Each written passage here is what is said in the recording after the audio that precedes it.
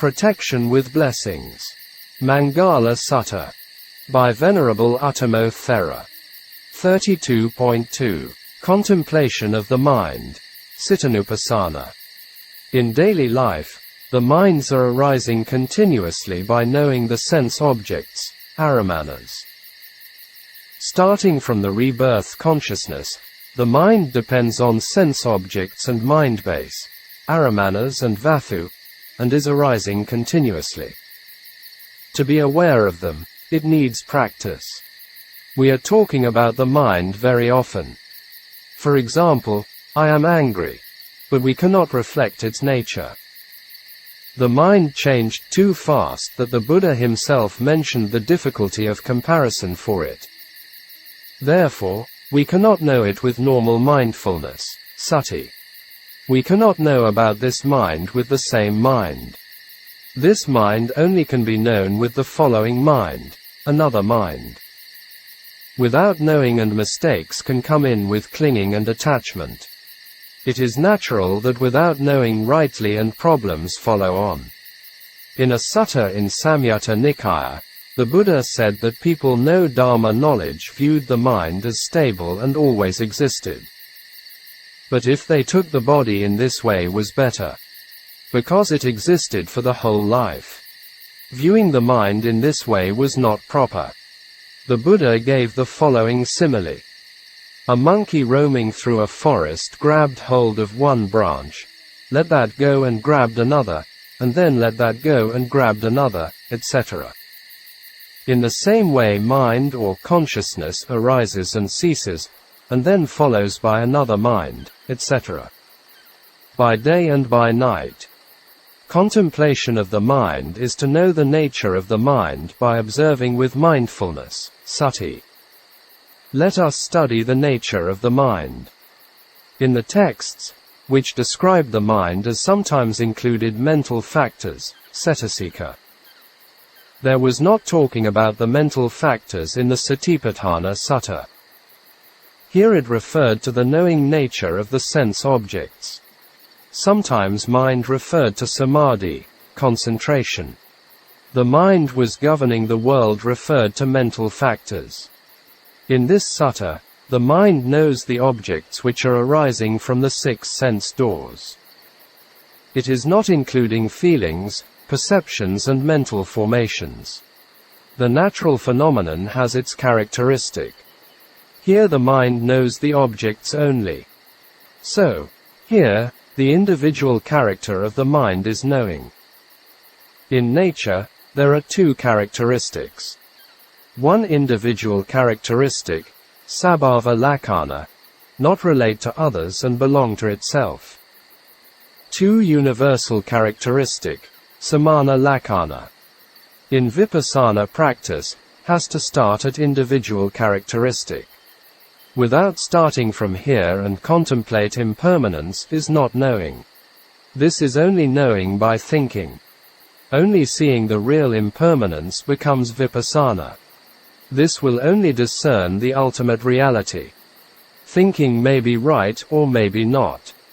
Right thinking can be a support for the practice. But not knowing the ultimate reality directly. Mind or mental phenomena are bending or inclining towards the sense objects. This is its characteristic. The mind can take the objects from far away. Even a lot of ordinary Buddhists take this point wrongly, as the mind can travel very far away. This is similar to the soul or atta. 2 kinds of mind cannot arise together and only one by one. The place of the mind is the heart base or mind base. Heart base was by the commentary and mind base was by the Buddha. In Pali, hadaya and vathu.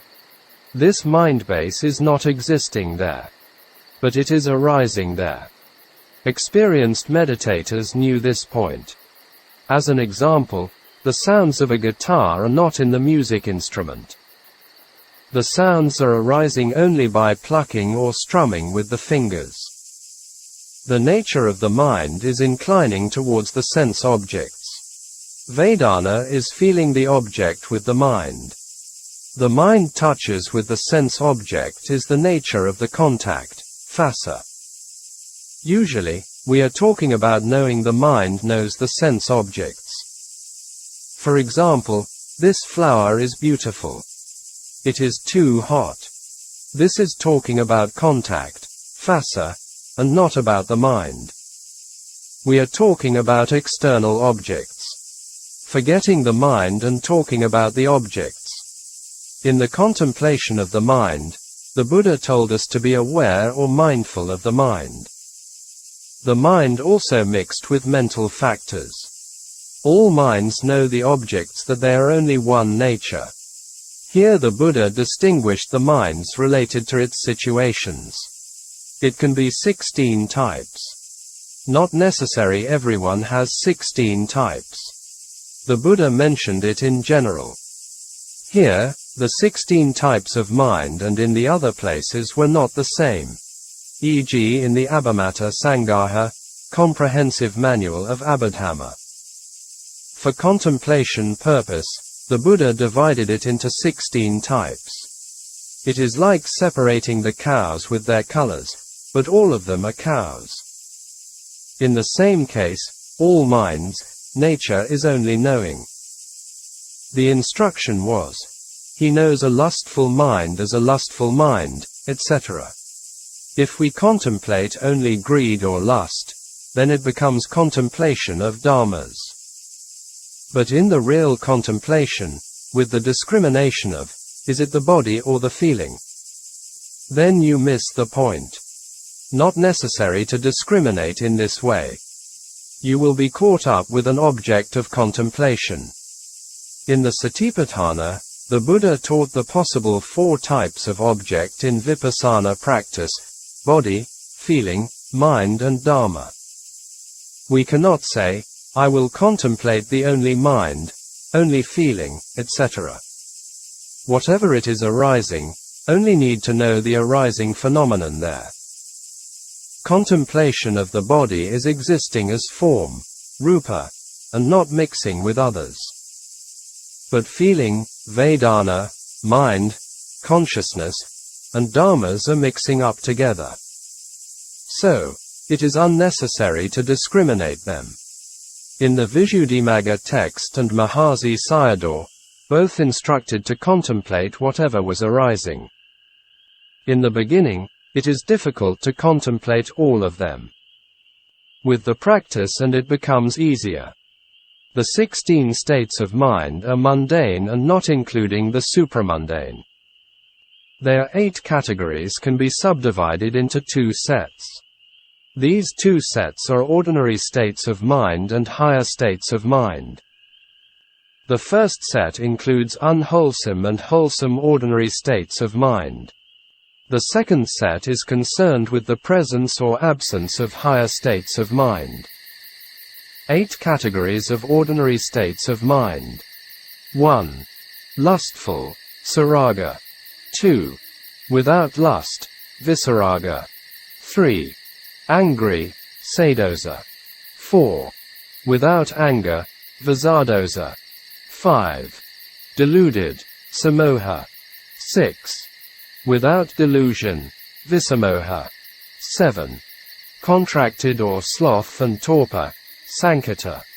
8. Distracted, vikata. 8 categories of higher states of mind. 9. Great or jhanic mind, mahagata. 10. Mind without jhanas, amahagata. 11. Unsurpassable or immaterial jhanas, anuttara. 12. Surpassable or material jhanas, sattara. Here the unsurpassable does not include supramundane. Anuttara and sattara are also higher and ordinary wholesome mental states. 13. Concentrated or samadhi mind, samahita. 14. Without samadhi, asamahita. 15. Liberated, vimutta. 16. Without liberating, avimutta. Here Sayadaw referred to the liberated mind state is with insight knowledge. For example, by seeing anicca, inconstant, liberate from nicca, permanent. And then as a second stage, he abides contemplating the mind internally, externally, and then both. All are the same nature. With the practice, the contemplation sticks with the mind and knowing about it, and with the development, discerning the arising and passing away regarding the mind. The mindfulness that there is a mind is established in him to the extent necessary for bare knowledge. And then the yogi frees from wrong view and craving, ditthi and tanha, becomes independent and not clinging anything in the world. Now, the mind is free. Protection with blessings. Maṅgala Sutta. By Venerable Uttamo Thera. 32.2. Contemplation of the Dhammas. Dhammānupassanā. Condensed. The four Satipatthāna objects only have mind and body. Contemplation of the body is called rupaparigaha, discernment of the body. Contemplation of the feelings and mind is called namaparigaha, discernment of the mind. Combined, the body and the mind contemplations become Dhammānupassanā. In the contemplation of the body, the contemplation is on the real material phenomena. They are arising by causes and conditions. They are originating from kamma, consciousness, temperature and nutriment, kamma, citta, uttu, ahara. Some material phenomena are not by causes, the outcomes of the real material phenomena. They are called non-concrete matters, anibbhana rupa, e.g., the space element. There are 28 matters, 18 are concrete and 10 non-concrete matters. In contemplation of matters, only contemplate the 18 concrete matters, e.g., the four great elements. In contemplation of the mind, only contemplate the mundane mind with their mental states, because they create the suffering of the round of existence. Among the five path factors, contemplating mind, sati and nana, panna, are the main important factors. Because sati takes the object and nana contemplates. The meaning of Dharma is quite extensive. Therefore, define its meaning accordingly with its function. If not, it can be confused. If taking Dharma as nature, then it includes everything, even Nibbana. The main meaning of Dharma is not a being and not a soul, nisatta and nijiva. Combine with others have to understand as has its nature. So, it includes all. Contemplation of Dhammas is in 5 sections. 1. The hindrances, nivaranas. 2. The aggregates, khandhas. 3. The sense spheres, ayatana. 4. The awakening factors, bojjhangas. 5. The Four Noble Truths, the Four Ariyasakha. Why the Buddha only divided these 5 dharmas? Dharma is extensive and these only are important.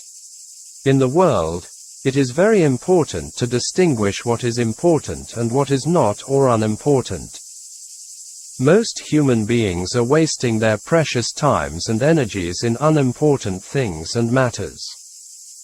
This point is very important to take care, reflect and act in our daily lives accordingly. 1. The 5 hindrances, the 5 nivaranas.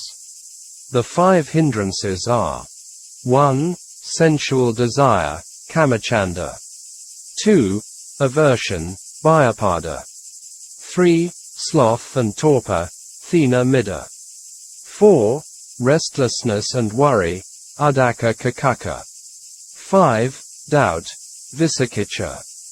In the practice of samatha or vipassana, to remove them far away is very important. If not, the practice cannot progress.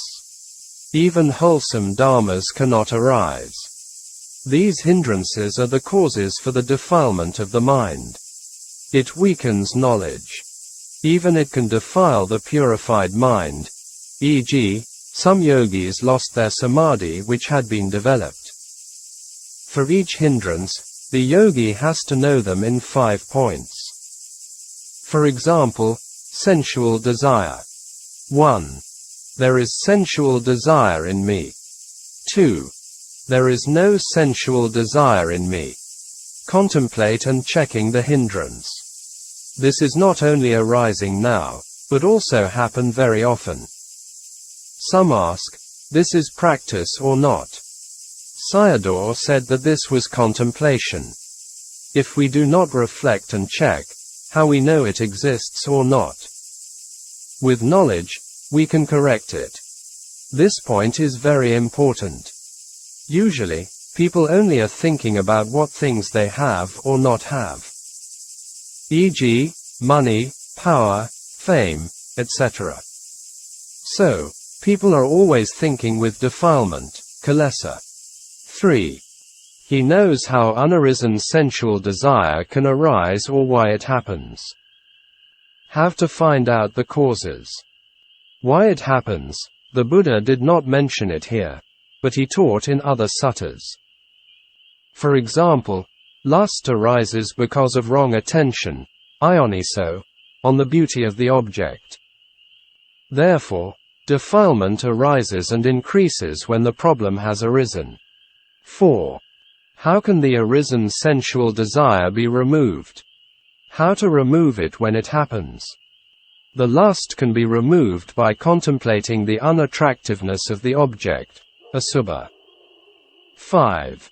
How can an arising of the removed sensual desire in the future be prevented? The other hindrances are also contemplated in these ways if we can find out the answers and try to remove them. And then contemplating dhammas internally, externally and both. With the development, the yogi discerns the arising and passing away in dhammas, etc. 2. The aggregates, the khandhas. The yogi contemplates dhammas in terms of the 5 aggregates of clinging in the following ways. The Buddha taught 3 ways. 1. Body aggregate, rupakhanda. A. Such is material form, knowing its nature. B. Such is its arising. C. Such is its passing away. The other 4 khandhas, feeling, cognition, volition and consciousness, are also in the same way for contemplations. 3. Sense spheres, ayatanas. The yogi contemplates dhammas in terms of the 6 internal and external sense spheres, in the following ways.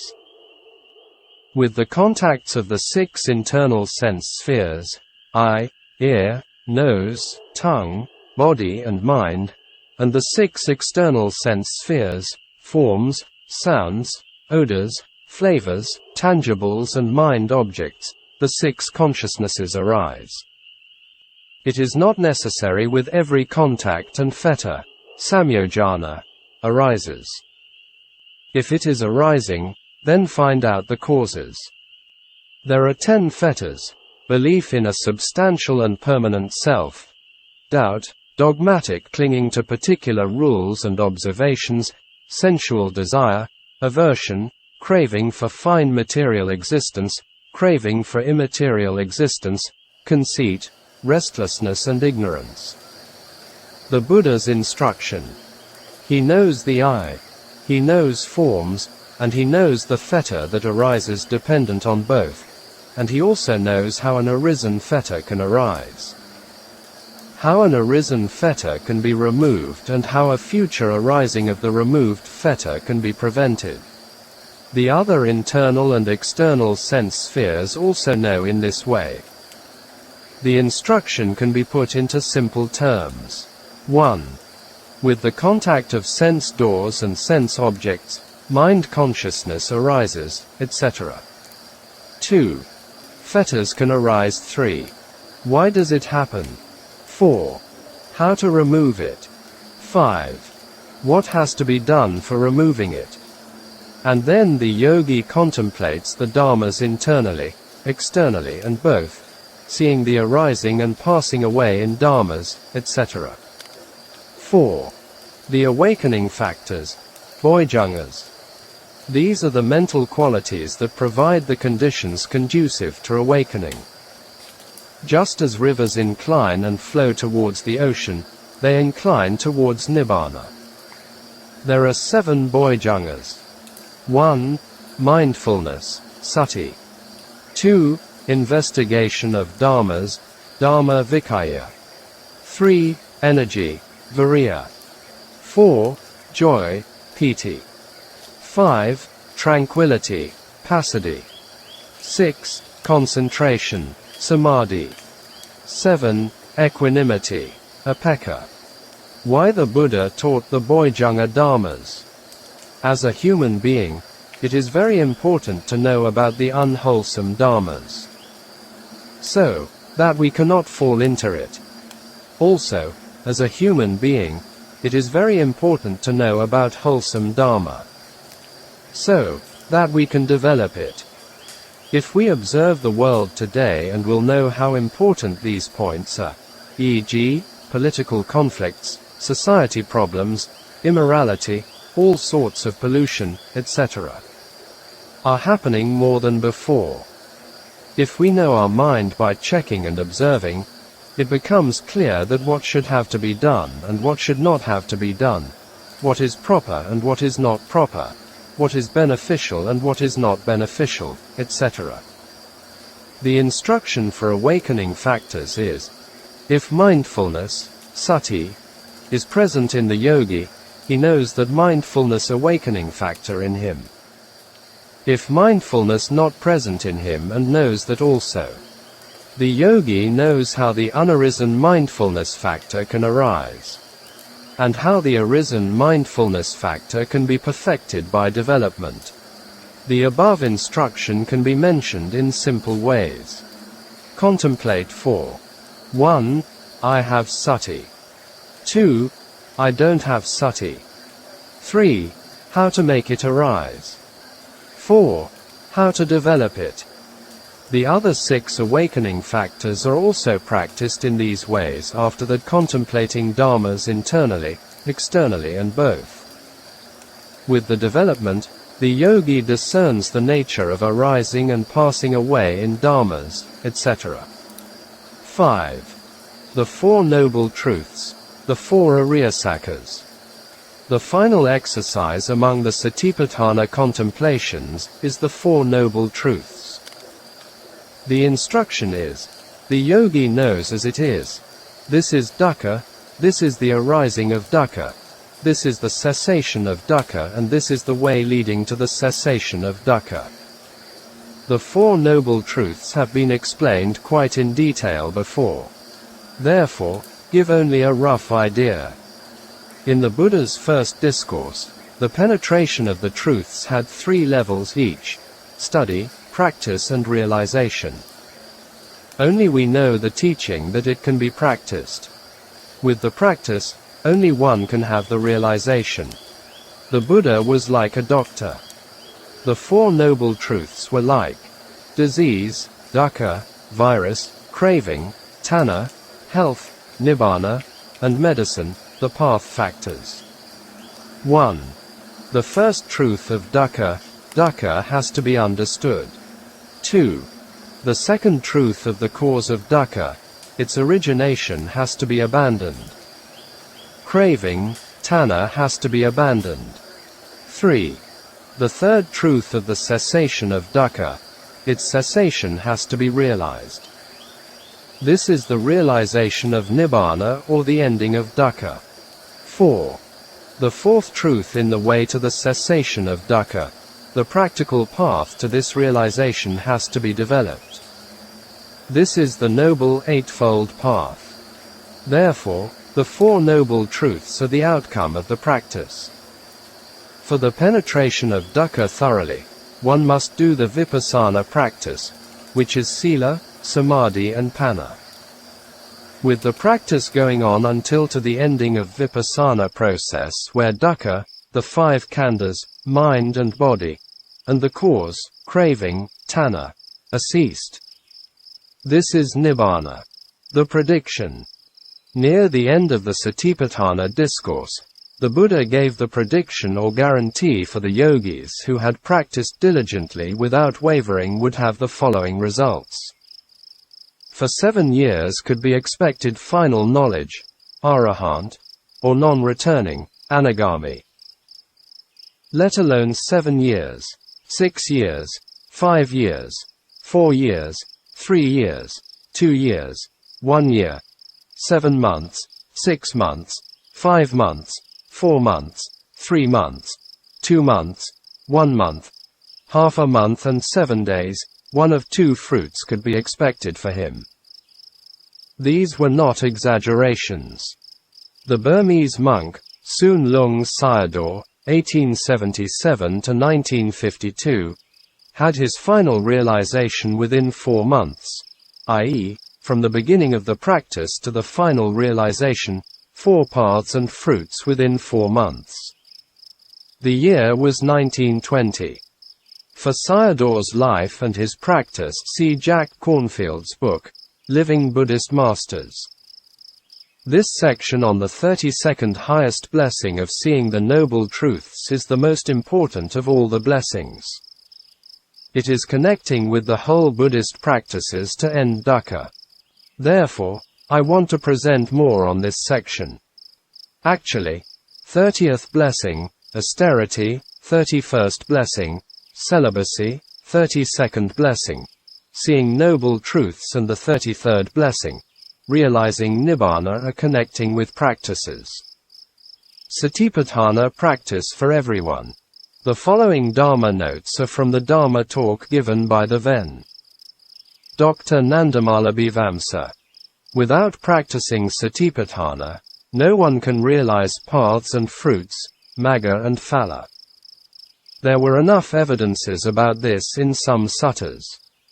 This point was mentioned in the Nalanda Sutta, from Satipatthāna Samyutta, SN.47.12 Nalanda Suttam, and Mahaparinibbana Sutta, DN.16 Mahaparinibbana Suttam. Then, Sariputta answered to the Buddha was, every bodhisattva of the past had to abandon the hindrances with samadhi practice, had to concentrate on the Satipatthāna practice, and had to develop the awakening factors, bodhicāngas, and became a Buddha. The Buddha accepted his answer. Then, Ananda also mentioned the same thing. Everyone, by abandoning the hindrances, contemplations of the Satipatthāna and developing the awakening factors, became a noble being. Some writers wrote, did Satipatthāna cut off the wrong view, dithi, or craving, tanha? The Buddha Dharma is cutting off all defilement, kilesas. The differences were only in the number of defilements which had been abandoned. For example, the stream enter, i.e., Sotapanna, has cut off all wrong views and some amount of greed, anger and delusion. Some amount of greed, anger and delusion here means these defilements which can send a being to the woeful planes of existence. Then, Sariputta asked then, Anuruddha, as in what extent a yogi could be called a trainee, Sekha, someone realized any one of the lower stages before the arahantship. Then, Anuruddha said that someone who had developed some parts of Satipatthāna was called a trainee, still in training.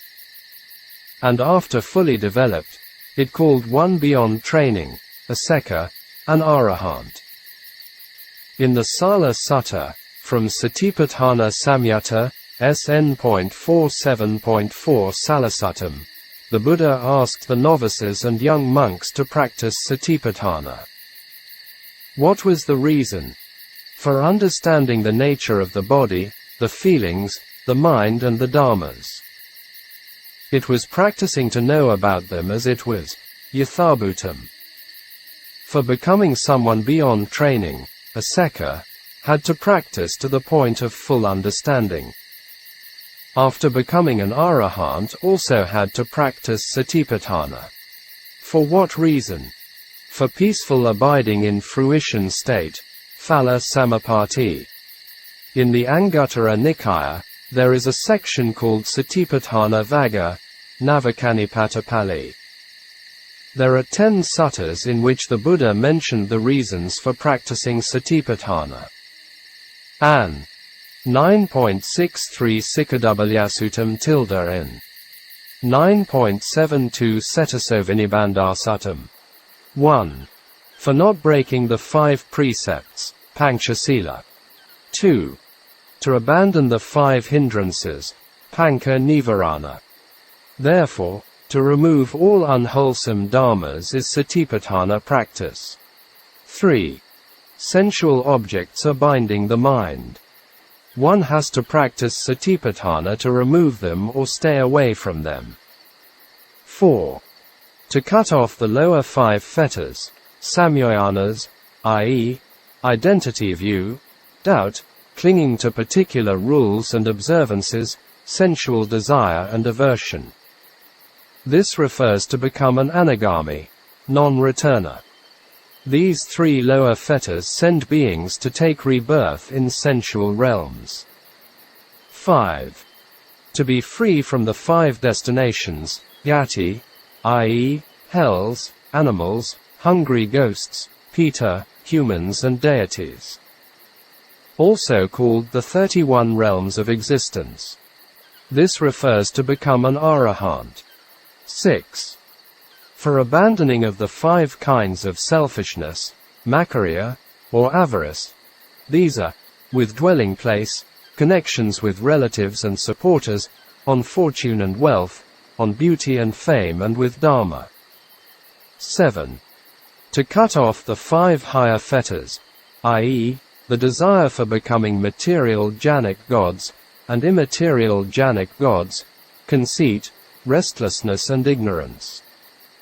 This refers to become an arahant. 8. To move away from the barriers of the mind, sitokila, such as doubts in the Buddha, Dharma and Sangha, and the practice, hate and aversion to one's companions in practice, etc. With all these barriers in mind and the practice not going smoothly. 9. There are shackles of the mind, cetasovinibbanda, such as sensual objects, one's body, physical forms, material jhanic existences, etc. People have sila or practicing sila for the desiring of them. So, it needs to be freed from it. For removing them have to practice Satipatthāna. 10. For extinguishing of bodily dukkha, mental dukkha, sorrow and lamentation. Practicing Satipatthāna for these 10 points are connecting with the 7 results mentioned in the introductions and the end of the Satipatthāna Sutta, i.e., for the purification of beings, for the surmounting of sorrow and lamentation, for the disappearance of dukkha and discontent, for acquiring the true method and for the realization of nibbana.